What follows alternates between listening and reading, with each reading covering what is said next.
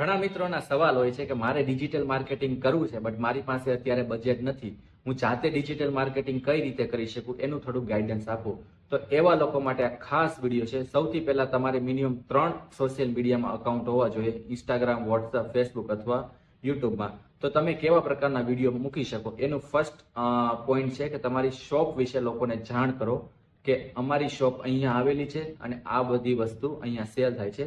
Second, કે તમારી શોપની અંદર જે વસ્તુ તમે સેલ કરો છો અથવા બનાવો છો એના વિશે લોકોને જાણ કરો કે આ વસ્તુ કઈ રીતે બને છે અથવા આ વસ્તુની અંદર શું છે. લાઈક તમે કુર્તી સેલ કરતા હોય તેમાં ફેબ્રિક કેવું છે, એની સાઇઝ કઈ છે, એનો કલર કયો છે, તો એવા વિશે એ વિડીયો બનાવો. અને થર્ડ, કસ્ટમરના રિવ્યુ લેવાનું સ્ટાર્ટ કરો અને એ રિવ્યુ તમે સોશિયલ મીડિયામાં અપલોડ કરો.